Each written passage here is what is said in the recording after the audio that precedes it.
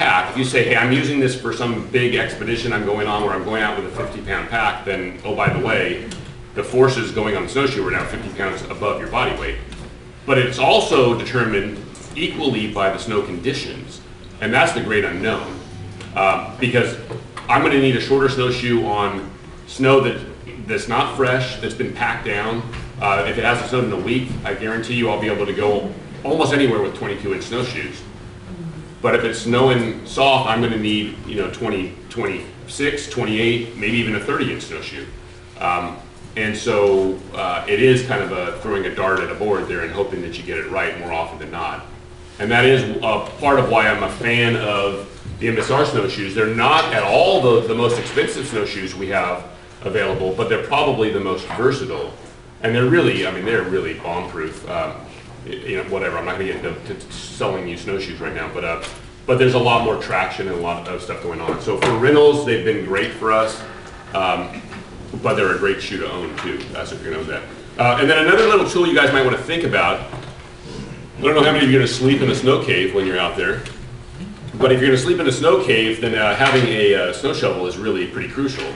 It's also nice to be able to dig out a platform for your tent, and kind of level out things, because often if the winds are blowing or whatnot, you might get drifts that aren't in perfect flat form. And as you start, if you're the dude walking around with your snowshoes, you're going to be a popular dude because you can use your snowshoes kind of to flatten out a space for the tents to be set up. But this, you'll find that certain spots will sink down and other spots won't sink down. So a shovel is pretty handy. And most of these are designed for going into a backpack, so they'll completely break apart, they'll extend, which makes it easier to really get going if you're a taller person. But they'll break apart, so this can go down inside of your pack, or it can go on the outside of most packs. They'll have a little shove-it pocket on the outside that allows for the blade to go on there. And they're relatively light. I should have looked, but they're certainly well under a pound. Nope, I'm sorry, they're 1.3 pounds. I'm just really strong, and this feels flawless. So anyways, for a pound, all of those pounds add up, and we're not talking about ultralight. Winter stuff and ultralight don't usually go in the same sentence. But it's relatively light for a pound. But I would not have your little cat hole trowel there trying to dig a snow hole, that you use to go poop with in the summer. It's going to take you quite a while to get through that. One other thing, sort of on a business end of things, we really do like the Scouts, and we're willing to do a lot of stuff for you. And that green form here is what tells you what we do for you guys. But we do have a little mailing list that we only email to you guys. You'll never see, some flower company all of a sudden now using the same email that we just sold off. We're not sophisticated enough to sell off your email.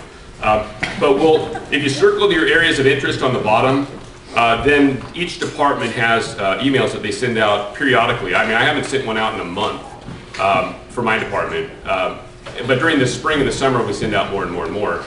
But it's probably not more than 2 a month at max. So you're not going to get bombarded with it. It'll also let you know when sales are happening. It'll let you know when we're selling off our rental gear, which a lot of times the Scouts love to stock up on cool equipment from our rental gear. And you'll be the first ones to know. You'll have a heads up rather than just having to periodically come in or periodically call. If you've already signed up and you've already received an email, then you're on our list. And unless you tell us to stop sending you, then 6 times a year we'll send you something. So I don't need you to fill it out again, but if you want to fill it out while I'm still here, and I guess you guys could take a break, then that'd be a good call. Any questions in general on, I heard some specific questions about if this is what I have. I want you guys to use what you have, but in some cases, we don't live in Minnesota, so chances are that there are a lot of you that don't have the right stuff, and to try to make do in some cases will work. But in some cases, you're not doing yourself a favor by trying to, take your all cotton outfit and walk out there in the snow. But remember to sunscreen, and then part of what you guys talked about as far as staying hydrated is huge, because that's part of your engine that drives your warmth is your body. If you can get your stomach full and stay hydrated, that's a big deal. And then I don't know what your plan is for water out there, but that's another challenge when you're in the winter, is that water is all around you in the form of snow, but it takes a lot of fuel and a lot of time to melt that snow. Now you guys gonna have just big old No, we will provide, because we haven't talked about resources that are going to be up there. There is going to be a potable water supply there. It's going to be a little bit away from your camp, but you'll be able to go fill up containers, so you want to carry containers back, but you're not going to be melting snow for water. So you'll have water in camp. You need to bring it for the trail in, and then you need to have some water containers to be able to bring it back to your camp. But you'll have water, we'll have trash disposal, and you'll have pit toilets available. And that's about it. Any questions? Yes, ma'am. I'm sorry, but I was just wondering about how about the wood? We do have to bring our own Yes. firewood. Yeah. And in most cases you don't need a fire. Oh, okay. We've been up there, I don't think we've ever had a fire. I mean, you just have to trade off things. Yeah. But we can't have a fire. You can, you just need to be, do a leave no trace. So it means you're gonna need to deal with your, make sure that it's out, and then you can haul any unburned wood over to the dumpster, and so we don't end up with a big stain in the middle of camp. What we've done in the past is we've taken one of them stainless steel garbage can lids. Perfect. And you leave that down and you make the fire in that, so when you're all done, you go dispose of it, and then you take the lid out. It saves a lot of mess. Perfect. Garbage can, stainless steel lid stuff. Or basically.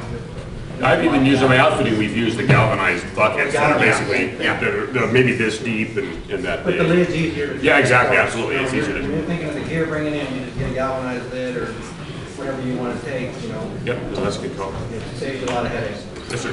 How much of a difference does the sleeping bag liner make? Well, it depends on what type of sleeping bag liner you have, but in general, we sell like 5 different liners. Most of them are silk. When silk is pretty efficient at wicking moisture, silk they estimate adds 5 degrees to your comfort zone, which actually goes in both directions, which comfort zone is kind of an important term. And that's where if you're layering up clothing, you're going to have a broader comfort zone than if you have not Mount Everest, going. But we sell some liners at the store that they're from a company called Sea to Summit that have Thermalite in them. And their newest model, their Extreme, adds 25 degrees to your temperature rating of your sleeping bag. So we sell a lot of those to the search and rescue guys who are all geared up for their 3-season stuff.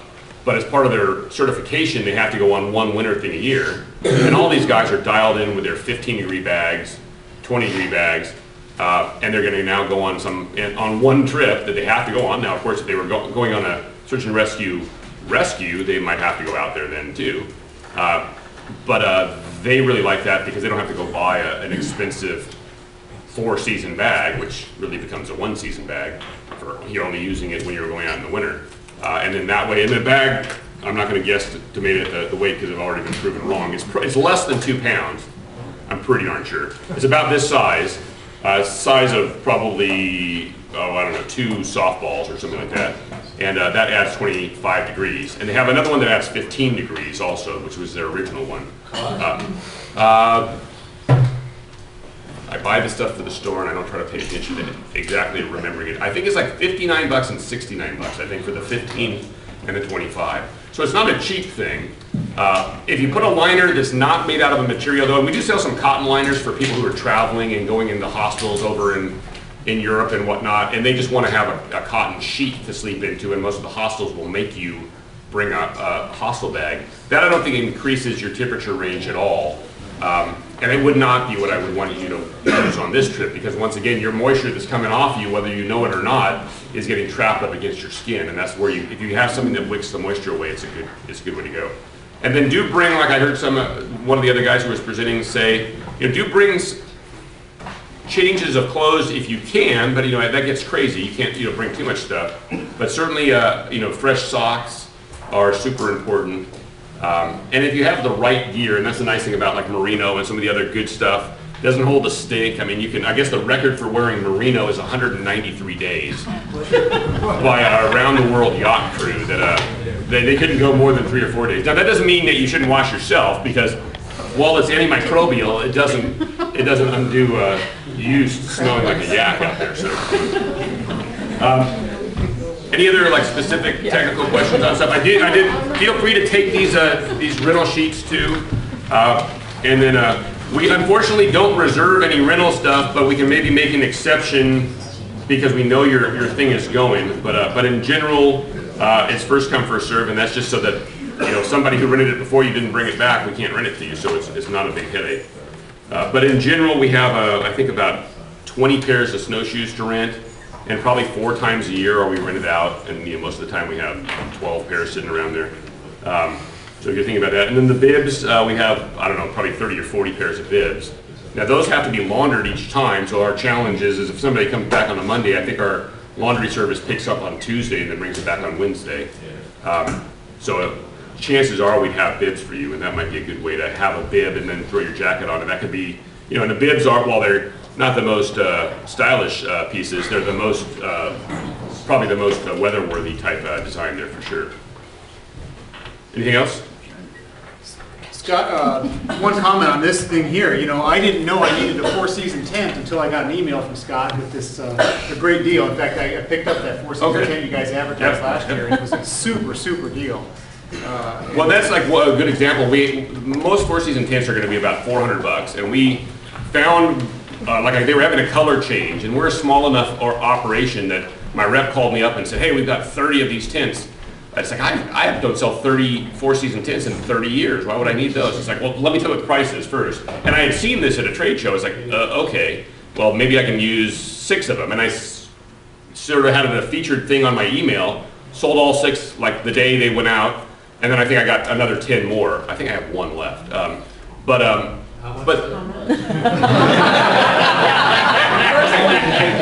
want to say it was like $200 maybe, but for a $400 tent for $200 is a pretty good deal.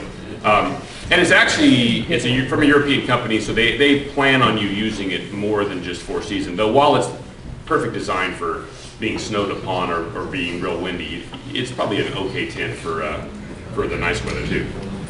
Anyways, but that's an advantage of being on our little list. If I see something cool, it's like, I'm going to make it available to my insiders, and that's another nice thing about being a one-banger store, if you will, even though we're a pretty big one-banger store, is I can have stuff in 3 days. Big Brother, REI up the street, it takes a year and a half to get something into their store if you're trying to sell them something, because they have to go through their commissions, and basically they buy for Seattle, and if it works in Seattle, it's got to work everywhere else, doesn't it? So sometimes that works and sometimes it doesn't. But anyways, we do appreciate the Boy Scouts, and you guys are kind of our future in the mountains. So we hope that Boy Scouts keep doing what they're doing. We're going to take a quick break, but I want to say thank you to Scott for coming out. He's always done a great presentation for us, and he's a great resource.